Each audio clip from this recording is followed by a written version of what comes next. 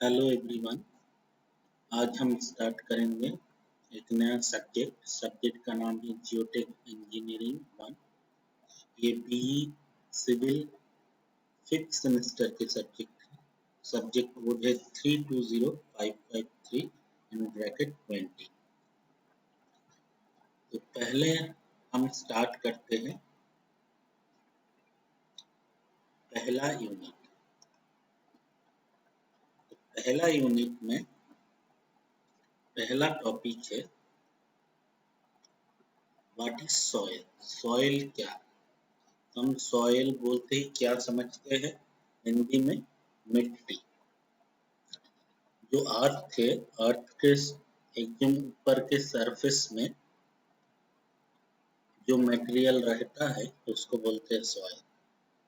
लेकिन एक इंजीनियर के लिए, एक एग्रीकल्चर जो खेती करते हैं उनके लिए, और एक जियोलॉजिस्ट जो जियोलॉजी लिखे पढ़ते हैं, तीनों के लिए अलग अलग इसका मीनिंग होता है। जो एग्रीकल्चर लेके पढ़ते हैं उनके लिए अर्थ के ऊपर का सरफेस जहाँ पे वो खेती कर सकते हैं वही है, उसके लिए सॉइल। जियोलॉजिस्ट के लिए क्या है? अर्थ के ऊपर का सरफेस जिसको क्रस्ट बोलते हैं, उसका अपर मोस्ट लेयर है सॉइल। लेकिन एक इंजीनियर के लिए क्या है? इंजीनियर के लिए सॉइल क्या है? Weathered and fragmented outer layer of the earth terrestrial surface. मतलब अर्थ के सबसे ऊपर में जो वेदर्ड और फ्रेगमेंटेड आउटर लेयर, मतलब जो क्रस्ट का जो छोटा छोटा टुकड़ा है, और जो वेदर्ड, वेदर्ड क्या होता है? जैसे कोई भी चीज टूट जाता है, ठीक, कोई चीज एग्जिस्ट करता है फिर टूट जाता है, धीरे धीरे टुकड़ा हो जाता है, जो और जो धीरे धीरे जैसे कुछ एजेंट रहता है, हीट, वाटर, इसके थ्रू उसमें चेंजेस आते हैं, तो उसको बोलते हैं वेदरिंग। ठीक है। तो पहला हम डेफिनेशन देखेंगे सॉइल का क्या है। Soil is defined as the weathered and fragmented outer layer of earth terrestrial surface. तो अर्थ के ऊपर में सबसे जो ऊपर का सरफेस है उसमें जो weathered and fragmented outer layer रहता है उसको बोलते हैं सॉइल। लेकिन सेकेंड जो डेफिनेशन है ये इंजीनियरिंग पॉइंट ऑफ व्यू से है, और इसी को हमको एग्जाम में आए तो लिखना है। तो क्या क्या है? The term soil according to engineering point of view is the unaggregated or uncemented deposits of mineral and or organic particles or fragments covering large portion of the earth crust। तो यहाँ पे इंजीनियरिंग पॉइंट ऑफ व्यू से soil क्या है? अनएग्रीगेटेड means उसमें कोई भी particular size का मटेरियल नहीं रहेगा। मतलब मान के चलिए हम अगर बाहर जाते हैं, डस्ट देखते हैं, तो डस्ट का जो साइज है, पार्टिकल साइज बहुत कम होता है, बहुत छोटा होता है। वही हम पत्थर का टुकड़ा देखते हैं तो उसको बोलते हैं बोल्डर, कोबल पेबल्स, है ना, उसका साइज बहुत बड़ा होता है। तो एक सॉइल से हम कहीं से भी उठाते हैं तो इसमें लगभग बहुत बड़े साइज का भी रहता है, छोटा साइज का भी रहता है, इसीलिए ये अनएग्रीगेटेड है। मतलब वो एक पार्टिकुलर साइज का नहीं रहता, ठीक, ये फिक्स्ड नहीं। और अनसीमेंटेड डिपोजिट। अब अनसीमेंटेड मतलब क्या है? वो हो सकता है लूज होगा, मतलब कोई लेयर के ऊपर चिपका हुआ नहीं रहेगा, ठीक है, वो आप चाहे तो अलग कर सकते हो। डिपॉजिट मतलब कहीं पे फैला हुआ होगा। ऑफ मिनरल, अब मिनरल क्या होता है? आपने इंजीनियरिंग जियोलॉजी में पढ़े हैं, मिनरल से ही बनता है रॉक, है ना। तो रॉक का पार्ट है मिनरल, और इसका फॉर्मूला आपने बहुत सारे पढ़े होंगे। तो वो मिनरल से बना होता है और उसमें ऑर्गेनिक पार्टिकल्स रहते हैं।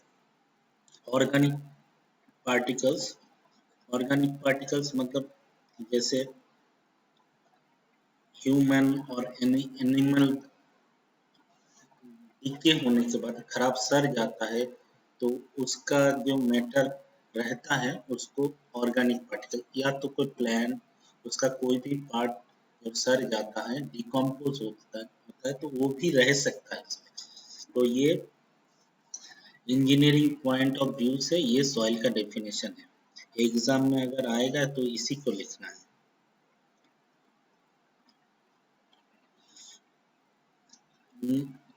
नेक्स्ट भी सेम है, आप कोई भी एक लिख सकते हैं। Next, soil is defined as the uncemented aggregate of mineral grains and decayed organic material with liquid and gas in the empty spaces between the solid particles. अब यहाँ पे थोड़ा स्पेसिफिक है सॉइल का डेफिनेशन में। क्या स्पेसिफिक है? यहाँ पे बोलना चाह रहा है सॉइल में mineral grains and organic material मिलके जो सॉलिड पार्टिकल्स बनाता है, और उसमें लिक्विड और गैस भी रह सकता है। ठीक है, तो यहाँ पे बेसिकली सॉइल में क्या क्या रहता है वो भी डिफाइन किया गया है। ठीक है, नेक्स्ट देखते हैं सॉइल मैकेनिक्स क्या है। ठीक है, तो सॉइल मैकेनिक्स क्या है, हम ऐसे बोल सकते हैं ये एक सब्जेक्ट है जो मैकेनिक्स ऑफ सॉइल, मतलब सॉइल में मैकेनिक्स का जो भी जितना थ्योरम है वो अप्लाई किया जाता है। ठीक है, तो पहला डेफिनेशन देख लेते हैं। Soil mechanics is defined as the branch of engineering science which enables an engineer to know theoretically or experimentally the behavior of soil under the action of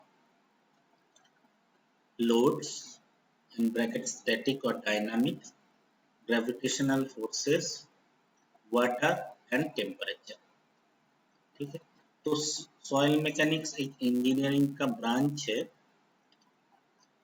जो एक इंजीनियर को थियोरेटिकली और एक्सपेरिमेंटली वो इस soil का behaviour के बारे में जानकारी देता है। और जब उसमें कोई लोड अप्लाई किया जाता है, कैसा लोड, स्टैटिक और डायनामिक लोड, या तो ग्रेविटेशनल फोर्सेस, या तो वाटर, या तो टेम्परेचर, या इसी किसी का कॉम्बिनेशन भी हो सकता है, मतलब लोड भी हो सकता है, ग्रेविटेशनल फोर्स, वाटर, टेम्परेचर, चारों एक साथ भी हो सकता है। ठीक है, तो ये क्या बोलना चाह रहा है, सॉइल मैकेनिक्स एक सब्जेक्ट है जिसमें हम सॉइल, अगर सॉइल के ऊपर कोई लोड अप्लाई करते हैं या ग्रेविटेशनल फोर्स, वाटर और टेम्परेचर के कारण क्या उसका बिहेवियर रहता है, कैसे चेंज होता है, कैसे बिहेव करता है, जिस सब्जेक्ट में पढ़ाया जाता है वही है सॉइल मैकेनिक्स।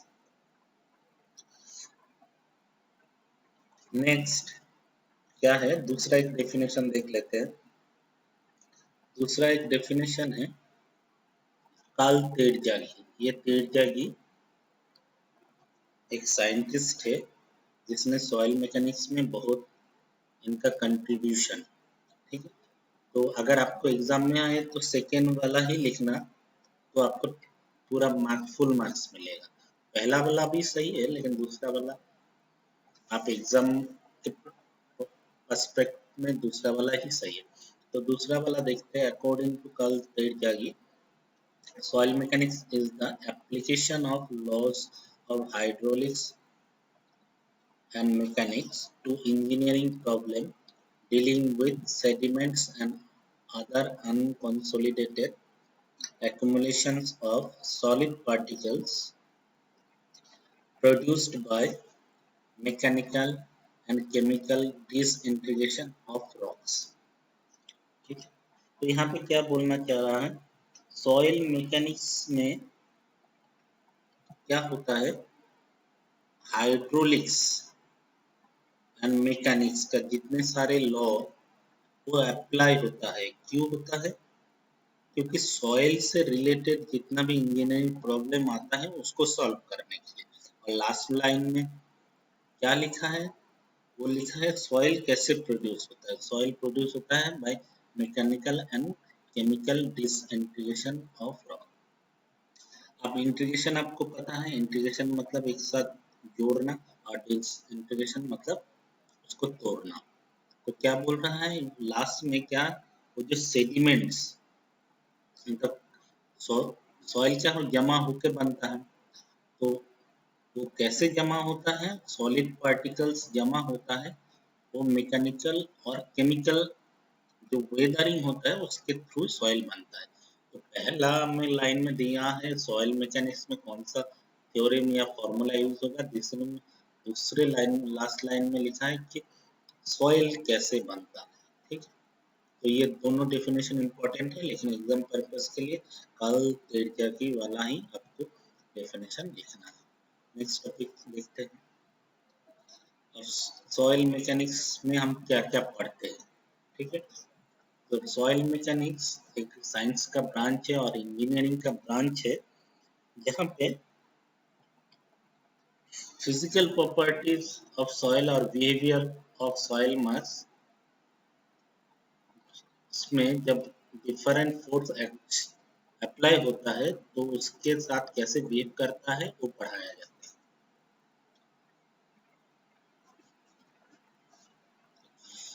एक सिविल इंजीनियर को कोई स्ट्रक्चर बनाने से पहले सॉइल का प्रॉपर्टी के बारे में जानकारी होना चाहिए।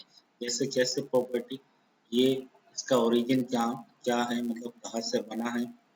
ग्रेन साइज डिस्ट्रीब्यूशन मतलब यहाँ पे जो पार्टिकल है उसका साइज कैसा है। एबिलिटी टू ड्रेन वाटर मतलब इसमें वाटर पास हो सकता है कि नहीं। जैसे आपने देखे होंगे जो सैंड होता है जिसको हम रेती बोलते हैं, उसमें अगर पानी डालेंगे तो पानी ऊपर से रहेगा नहीं, पास होके चला जाएगा। वही अगर आप जो कीचड़ बोलते हैं, जैसे डस्ट है उसके ऊपर अगर पानी डालोगे वो कीचड़ बन जाएगा और वहीं पे रहेगा। मतलब उस सॉइल को बोलते हैं क्ले सॉइल और दूसरा को बोलते हैं सैंडी सॉइल। तो दोनों का प्रॉपर्टीज पूरा डिफरेंट है एंड ऑपोजिट है। एक में पानी रह जाता है, जैसे बरसात में कहीं पे बारिश होता है और पानी जम जाता है, लेकिन वही जहाँ पे बहुत सैंड है वहाँ पे बारिश होता है और पानी नहीं जमता। तो एक में से पानी नीचे चला जाता है, मतलब वो ड्रेन कर देता है पानी को जल्दी से, और एक सॉइल नहीं चढ़ पाता।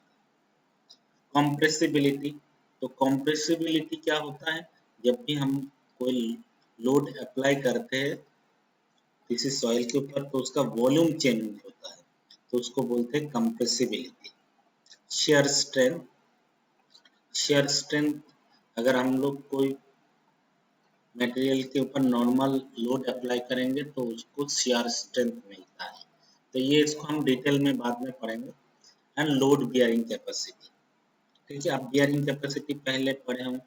कोई भी सॉइल फेलियर होने से पहले जो लोड को बियर कर सकता है वो ही है लोड बियरिंग कैपेसिटी। ठीक, तो एक सिविल इंजीनियर को हमेशा सॉइल की प्रॉपर्टी के बारे में जानकारी होना चाहिए, क्योंकि सॉइल के ऊपर ही स्ट्रक्चर बनाएगा। ठीक है, अब देखिए ये जो सॉइल मैकेनिक्स है ये क्या है? जियो टेक्निकल इंजीनियरिंग का पार्ट है। आप हमारा सब्जेक्ट है जियोटेक, लेकिन हम बेसिक पढ़ेंगे यहाँ पे सॉइल मैकेनिक्स। ठीक है, तो जियोटेक इंजीनियरिंग क्या है? ये भी एक सिविल इंजीनियरिंग का ब्रांच है, जहाँ पे जियोटेक, जियो मतलब अर्थ है, टेक मतलब टेक्नोलॉजी, मतलब अर्थ के ऊपर में जो भी सॉइल है या रॉक है उसके ऊपर हम जो भी स्ट्रक्चर बनाते हैं उससे रिलेटेड आपको यहाँ पे सब्जेक्ट पढ़ाया जाए, उससे रिलेटेड प्रॉब्लम से कैसे हम सॉल्व करें वही सब पढ़ाया जाए। तो देखिए जो जियोटेक है, जियोटेक इंजीनियरिंग का एक पार्ट है सॉइल मैकेनिक्स। जियोटेक का और दूसरा पार्ट क्या है? दूसरा पार्ट है रॉक मैकेनिक्स। रॉक मैकेनिक्स मतलब जैसे जहाँ पे रॉक एरिया है, जहाँ पे हिली एरिया है, वहाँ पे भी घर बनता है, वहाँ पे भी सब स्ट्रक्चर बनता है। तो उसके लिए भी जियोटेक इंजीनियरिंग पढ़ा जाता है, लेकिन उस सब्जेक्ट का नाम पर्टिकुलर नाम हो जाता है रॉक मैकेनिक्स। और ये जो geotech engineering soil civil engineering का एक पार्ट है। तो हमारा सिविल इंजीनियरिंग का एक पार्ट है जियोटेक्निकल इंजीनियरिंग, और जियोटेक्निकल इंजीनियरिंग का एक पार्ट है सॉइल मैकेनिक्स। ठीक है, देखिए यहाँ पे जियोटेक्निकल इंजीनियरिंग के सब्जेक्ट का डेफिनेशन देख लीजिए। Geotechnical engineering is the sub-discipline of civil engineering that involves application of the principle of soil mechanics and rock mechanics to design of foundation, retaining structure and earth structure. तो geotechnical engineering civil engineering का एक सब discipline है, मतलब एक अलग से शाखाएं है, आपको बोल सकते हैं। इसमें क्या होता है, सॉइल मैकेनिक्स और रॉक मैकेनिक्स का प्रिंसिपल से उस कोई भी फाउंडेशन डिजाइन किया जाता है, या रिटेनिंग स्ट्रक्चर या तो अर्थ स्ट्रक्चर को डिजाइन किया जाता है। तो मेन पर्पस इसका है फाउंडेशन को डिजाइन करना। ठीक, अब जैसे पहले एक नाम आया था कार्ल तेरजागी। ये कार्ल तेरजागी एक फेमस साइंटिस्ट है जो बहुत सारे काम किए हैं, तो उनको फादर ऑफ सॉइल मैकेनिक्स कहा जाता है। जब इस सब्जेक्ट में हम धीरे धीरे आगे बढ़ेंगे तो ये कार्ल तेरजागी का बहुत सारे कंट्रीब्यूशन सॉइल मैकेनिक्स का हमको पता चलेगा। वो एकेडमिकली वो मैकेनिकल इंजीनियरिंग से अंडर ग्रेजुएट किए थे, और वो लेक्चरशिप ज्वाइन किए थे MIT में, और 1939 में वो हार्वर्ड यूनिवर्सिटी में उनके मरने तक वहीं पे पढ़ा रहे थे।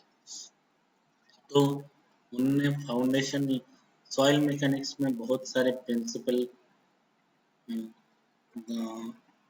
बताए हैं।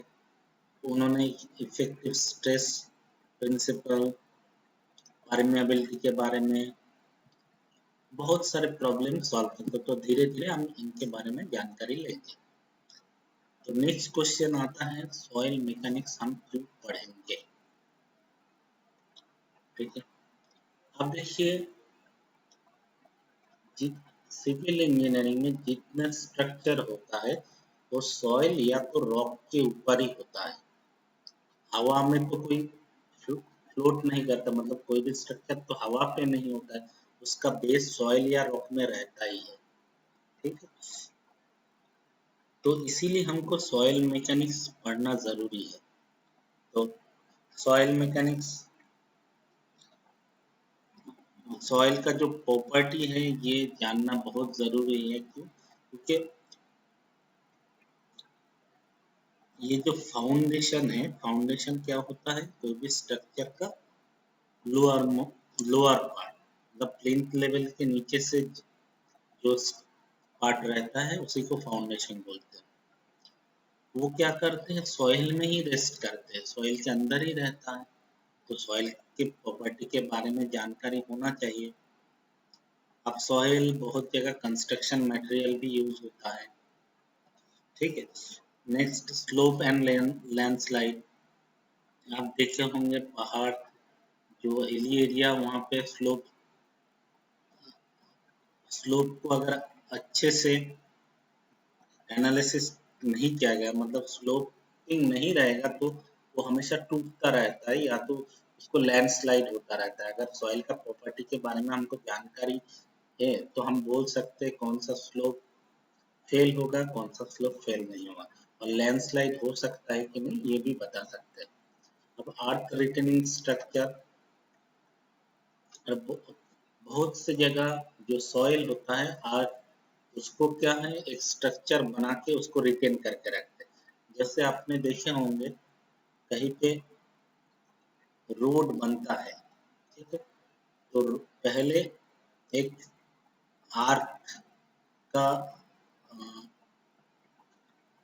ऐसे बना देते हैं, जैसे ये ऐसे करके ऐसे, ठीक है। तो इसको बोलते हैं एम्बैंकमेंट। अब एम्बैंकमेंट जहाँ जहाँ पे आपको एरिया मिलता है, मतलब उसका एरिया मिलता है, तो वहाँ पे एम्बैंकमेंट बना सकते हैं। लेकिन बहुत सारी जगह हमको एम्बैंकमेंट बनाने के लिए उतना जगह नहीं मिलता, तो वहाँ पे अर्थ रिटेनिंग स्ट्रक्चर बनता है। तो अर्थ रिटेनिंग स्ट्रक्चर क्या है? एक स्ट्रक्चर बना दिए और उसके पीछे की तरफ पूरा अर्थ रहेगा, तो अर्थ से जितना भी प्रेशर आएगा वो स्ट्रक्चर उसको सहन करेगा, मतलब उसी को पकड़ के रखेगा। तो ये है अर्थ रिटेनिंग स्ट्रक्चर, ठीक है। और बहुत सारे स्पेशल प्रॉब्लम्स आता है जहाँ पे सॉइल मैकेनिक्स की बहुत जरूरी है। तो पहला देखते हैं, पहला पॉइंट है फाउंडेशन क्या करता है? कोई भी स्ट्रक्चर को सपोर्ट करता है, मतलब जितने सारे लोड फाउंडेशन के थ्रू ही ट्रांसफर होता है। और एम्बैंकमेंट में भी सेम केस है।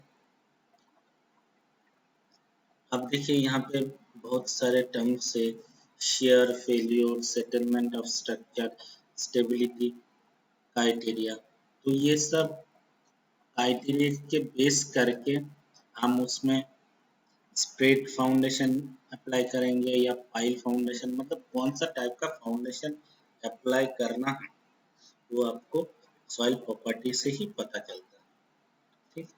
जैसे यहाँ पे आप देख सकते हैं, ये रोड है, एक पेवमेंट जहाँ पे हेवी व्हीकल्स, ठीक है, ये हेवी व्हीकल्स और मूविंग व्हीकल, मतलब यहाँ पे एक रोड है जहाँ पे बहुत सारे व्हीकल्स चलेगा। अब क्या है, जब गाड़ी चलेगा तब लोड आएगा, फिर गाड़ी चला जाएगा लोड नहीं रहेगा, मतलब ये हमें सब मूविंग लोड रहता है, ठीक है।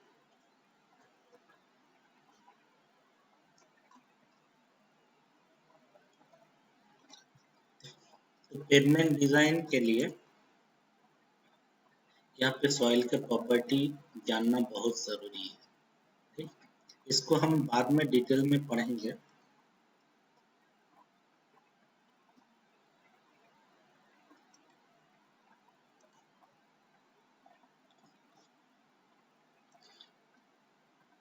नेक्स्ट है सॉइल को कैसे कंस्ट्रक्शन मटेरियल यूज किया जा सकता है। जैसे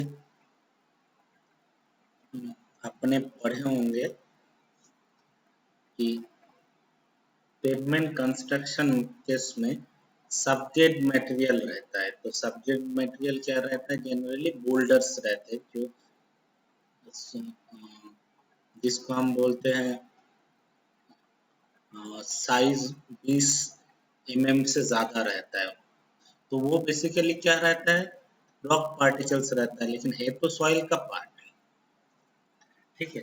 तो सबग्रेड में लोड ट्रांसफर होता है, तो कोई भी सॉइल में सॉइल को हम सबग्रेड के हिसाब से यूज कर सकते हैं कि नहीं, वो भी पता चलता है सॉइल के प्रॉपर्टी। तो इसके लिए सॉइल मैकेनिक्स पढ़ना बहुत जरूरी है, ठीक है। जैसे आप देख पा रहे हो, ये एक एम्बैंकमेंट है, तो और यहाँ पे बनेगा पेवमेंट, और इधर इधर एक रिजर्वर है। रिजर्वर मतलब यहाँ पे वाटर बॉडी है, तो यहाँ पे पूरा पानी भरा हुआ है। तो अगर यहाँ पे पूरा मिट्टी का बना होगा, है ना, मिट्टी का बना होगा, तो ये जो पानी है इसको वॉश आउट कर देगा। तो इसीलिए इसके ऊपर एक रॉक का लेयर दे देते हैं, ठीक है। तो पानी अंदर उतना नहीं जा पाता, तो ये जो स्ट्रक्चर वो यहीं पे रहता है, मतलब वो वॉश होके फेल नहीं हो जाएगा, ठीक है। तो इसके लिए सॉइल का प्रॉपर्टी जानना बहुत जरूरी है। अब देखिए,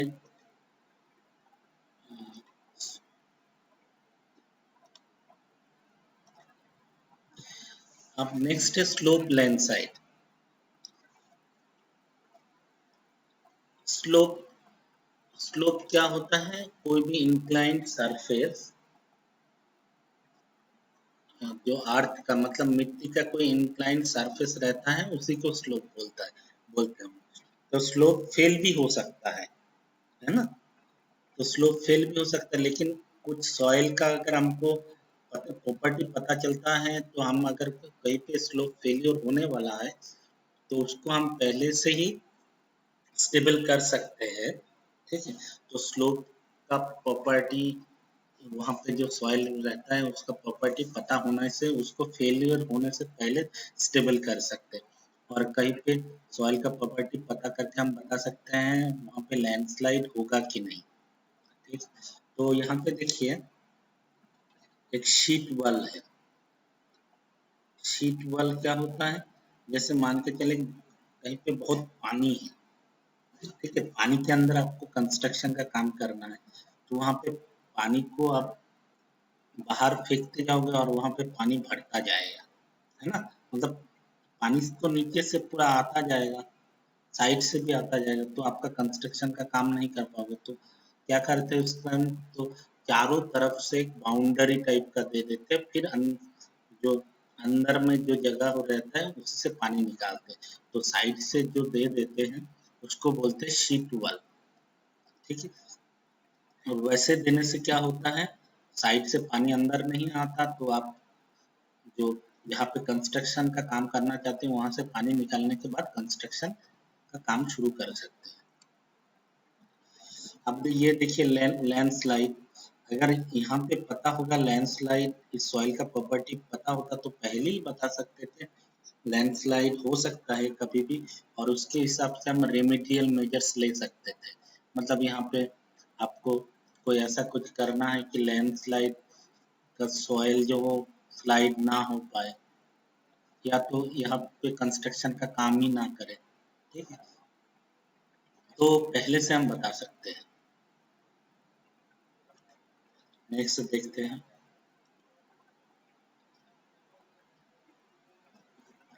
अब देखिए अर्थ रिटेनिंग स्ट्रक्चर। अब देखिए यहाँ पे क्या है, मान के चलिए यहाँ पे एक रोड बनने वाला है, ठीक है, और यहाँ पे जो इम्बैंकमेंट करेंगे तो ऐसे आ जाएगा, बहुत फैल जाएगा, लेकिन उतना जगह नहीं है क्योंकि नीचे से भी रोड होगा ऊपर से भी रोड होगा। तो यहाँ पे क्या करते हैं, ये जो सॉइल है, यहाँ पे जो सॉइल दिख रहा है और यहाँ पे एक स्ट्रक्चर बना के सॉइल को रिटेन करके रखते हैं, इसीलिए ये सॉइल रिटेनिंग स्ट्रक्चर है। यहाँ पे भी देखिए, यहाँ पे रोड है और यहाँ पे एकदम अपराइट, मतलब ये परपेंडिकुलर है लगभग, तो यहाँ पे जो भी सॉइल है उसको पीछे रिटेन करके रखा है, तो ये है अर्थ रिटेनिंग स्ट्रक्चर। और ये सॉइल का प्रॉपर्टी पता होने से आप कंस्ट्रक्शन कर सकते हो।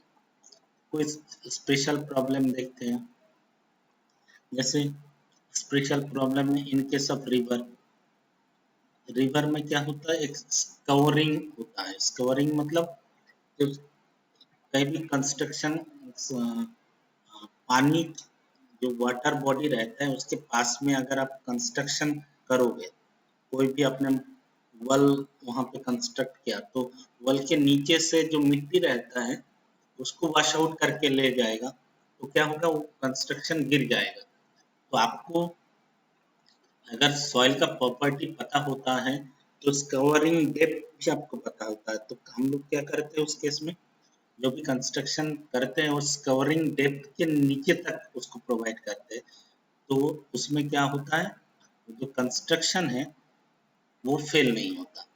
ठीक है,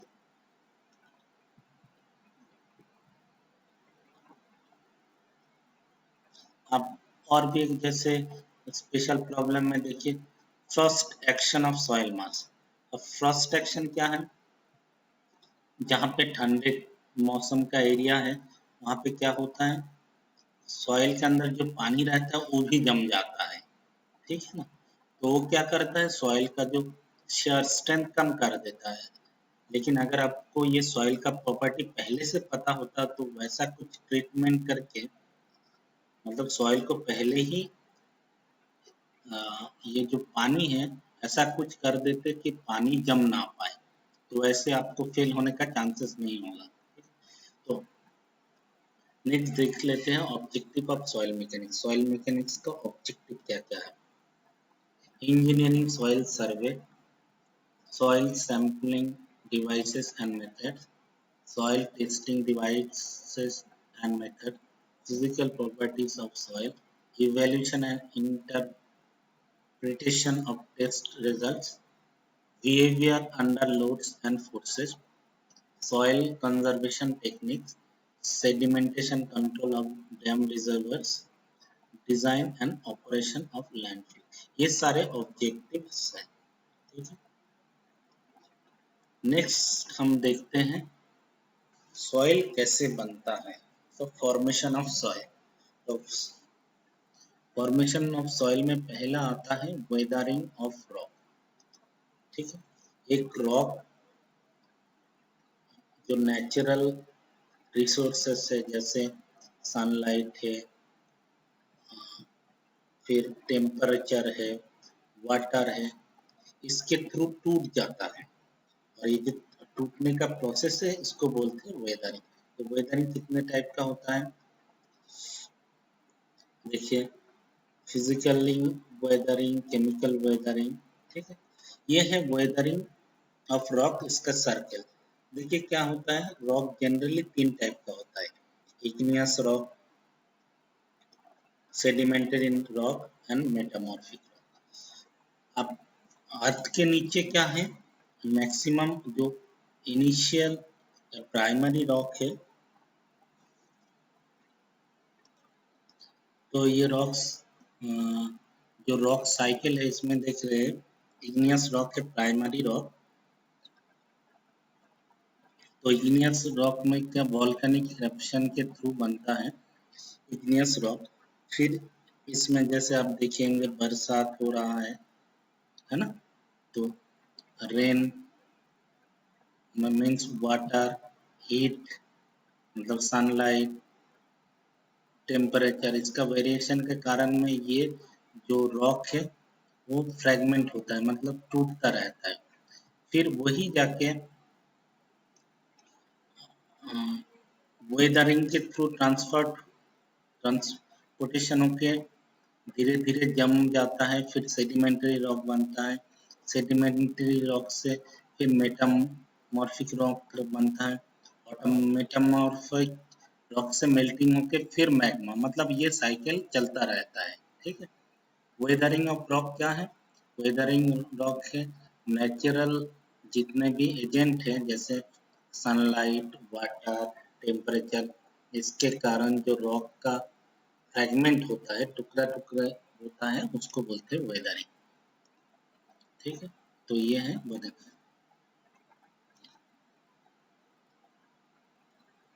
तो यहाँ पे देखिए weathering is the process of breaking down rocks by physical and chemical process into smaller particles. तो वेदरिंग एक प्रोसेस है जिसमें रॉक टूट जाता है, और केमिकल या तो कोई फिजिकल प्रोसेस।